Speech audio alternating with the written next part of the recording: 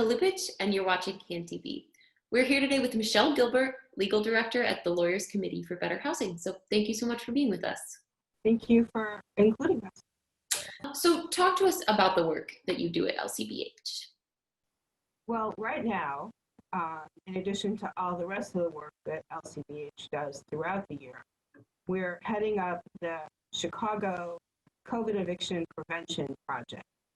So working with the City Department of Housing, we have hired a total of 11 temporary attorneys to represent tenants who have been impacted by the COVID pandemic and the stay-at-home. So we have seen some pretty harrowing stories being recorded from across the country of people facing eviction in the midst of a pretty devastating time.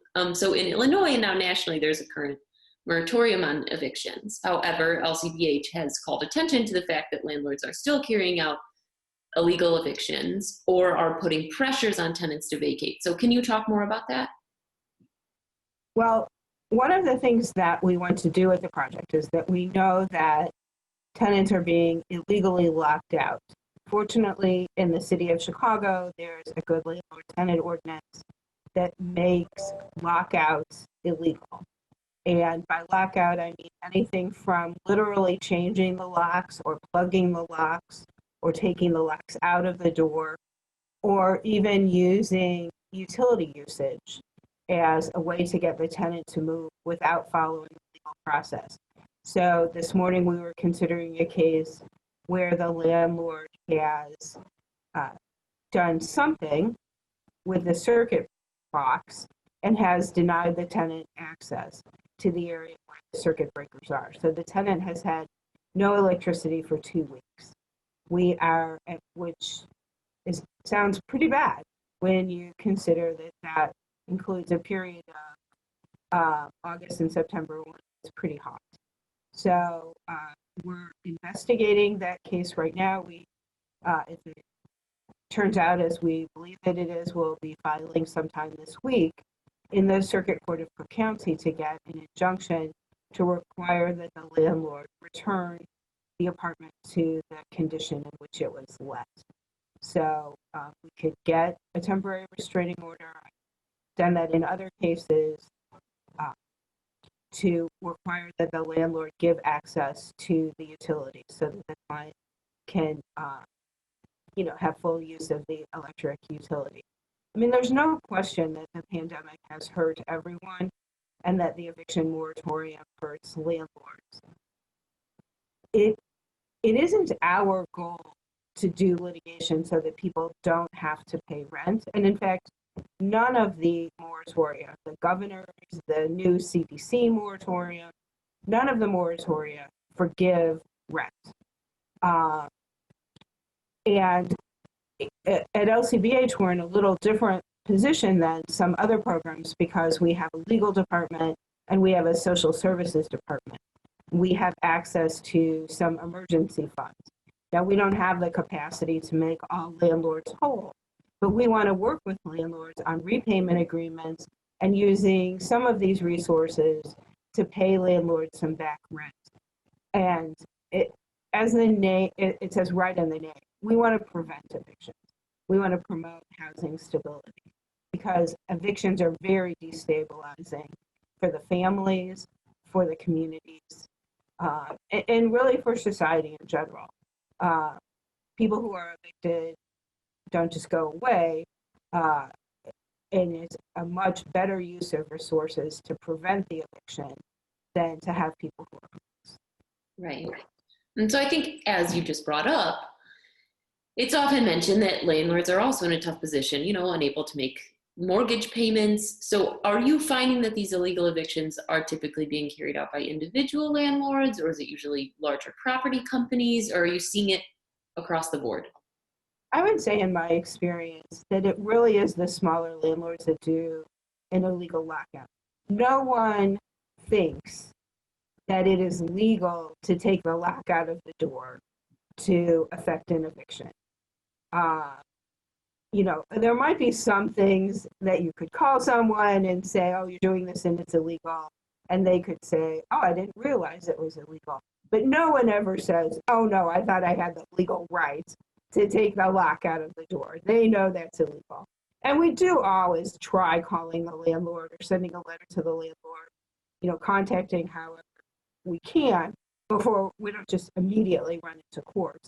And I have had experience in the past where you call the landlord and they make some kind of excuse, but as soon as you say, well, I'm going to go file a case in court, that the lights come back on or the lock is fixed miraculously.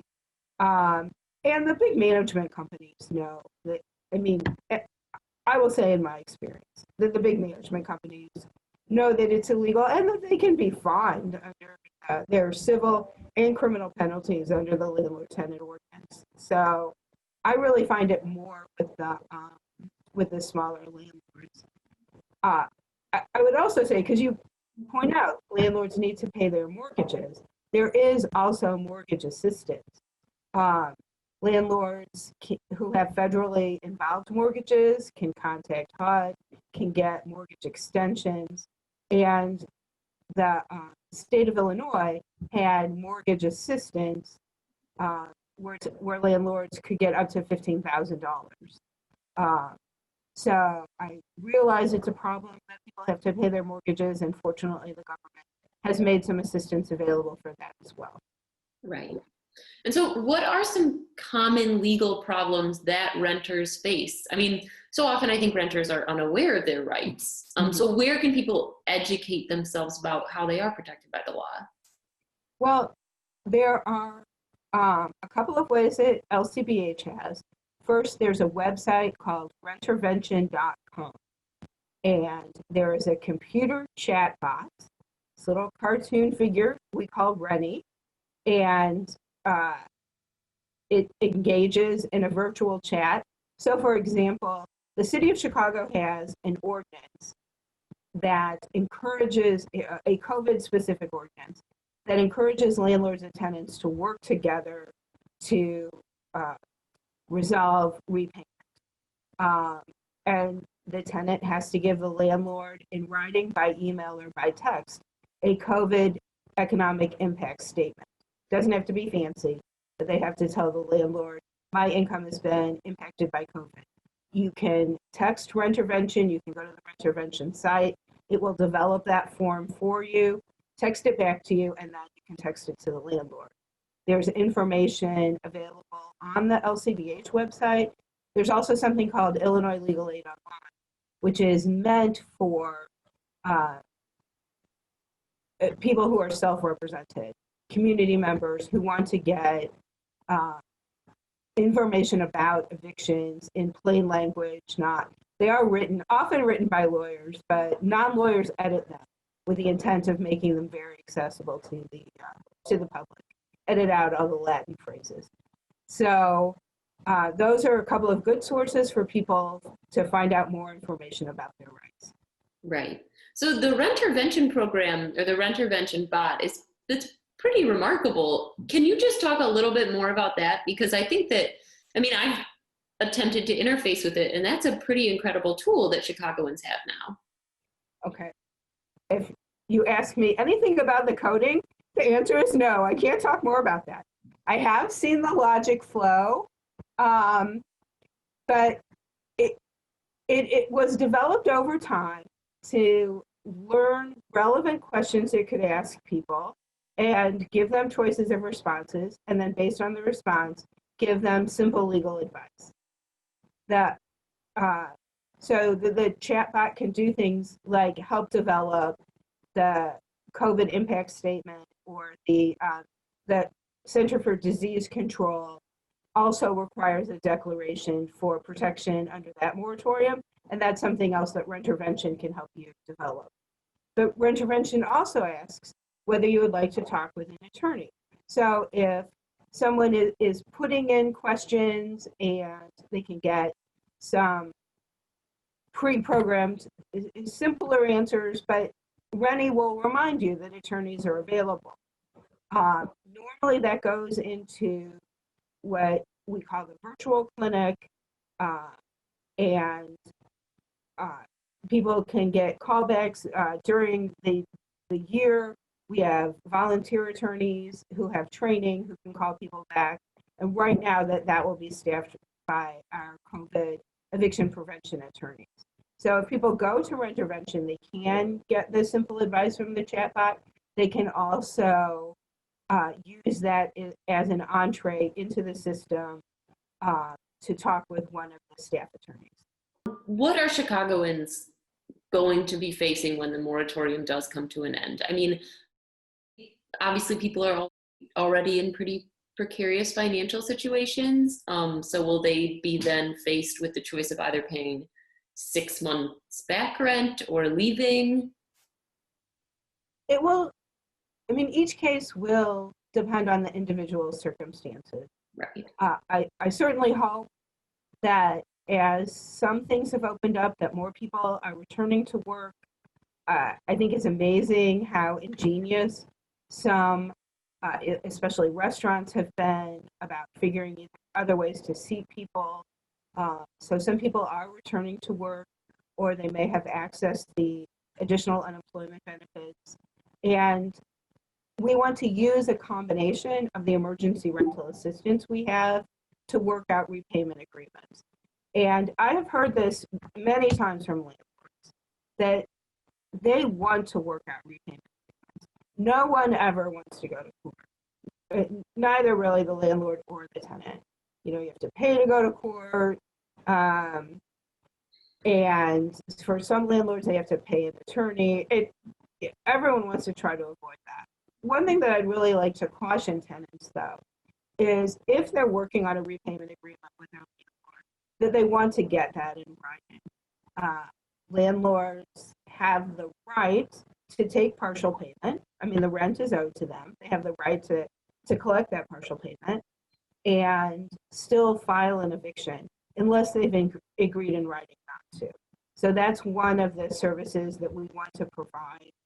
Help if you have unrepresented attorneys and unrepresented landlords and tenants to get, it doesn't have to be, and it's not going to be some complicated, party of the first part kind of thing that you think for a legal agreement. It's going to be simple, so that the parties just have in writing what their expectation is.